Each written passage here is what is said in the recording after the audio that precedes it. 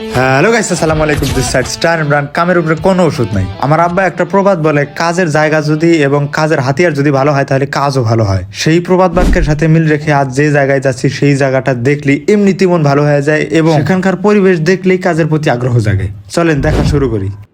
যে কোম্পানিতে আমার কাজ ছিল এই কোম্পানির একদম গেটের শুরু থেকেই এত সুন্দর পরিবেশ, মানে প্রাকৃতিক পরিবেশে ঘেরা, ফুল ন্যাচারাল পরিবেশ।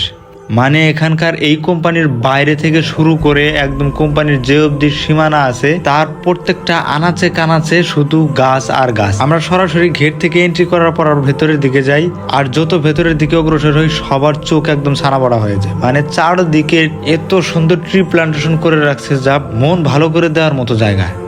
আর এখানে আরেকটা আশ্চর্যবোধক ঘটনা, এখানে কোনো দোতলা ফাউন্ডেশন নাই, যেগুলো আছে সব একতলা বিশিষ্ট, মানে এক ফ্লোর বিশিষ্ট। আর এই বিল্ডিং এর দেয়ালগুলো ছিল একদম গাছ দিয়ে মোড়ানো, মানে এমন এক ধরনের গাছ যে গাছটা একদম সরাসরি মাটি থেকে দেয়াল ছেয়ে গেছে। মানে আপনার দেখে মনেই হবে না যেটা একটা দেয়াল, একদম ফুললি আপনার মনে হবে যে আমি কোনো একটা জায়গায়, মানে কোনো একটা জঙ্গলের আশেপাশে আছি। মানে এত সুন্দর দেখা যাচ্ছে।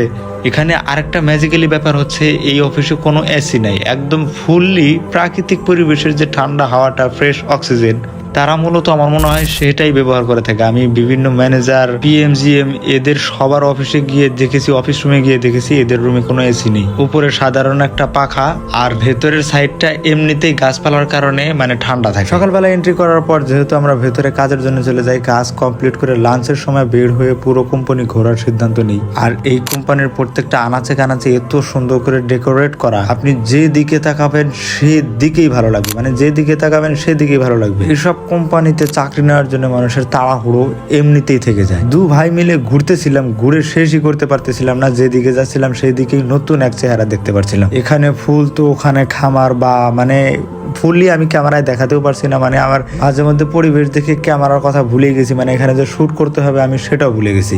এইখানে কাজ করলে আপনি ভেতরে ঢুকবেন মন খুশি করে, মানে মন উৎফুল্ল হয়ে ঢুকবেন, আবার বের হবেন, আবার মন খুশি হয়ে যাবে পরিবেশ দেখলে। আর মজার ব্যাপার হচ্ছে এখানে অর্গানিক কিছু ফসলও পাওয়া যায়, যেমন ফুলকপি, সিম, মানে বিভিন্ন ধরনের সবজি ওরা আলাদাভাবে এক জায়গায় আবার চাষ করে। আর এই যে পুকুরটা দেখতে পাচ্ছেন, এই পুকুরের বিভিন্ন প্রজাতির হাঁসও পাওয়া যায়। আর এখানে পুরো পুকুরের চারপাশে দুটো করে চেয়ার, একটি করে টেবিল দিয়ে রাখছে ওয়ার্কারদের জন্য, যাতে তারা বিশ্রামের সময় এখানে এসে মন খুলে বিশ্রাম করতে পারে।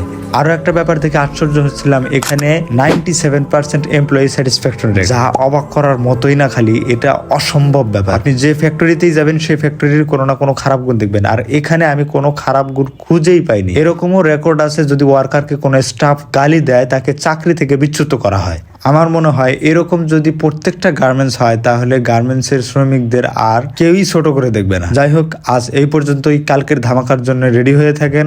সবাই ভালো থাকবেন, কাজ করবেন, সবাইকে সম্মান করবেন। আসসালামু আলাইকুম।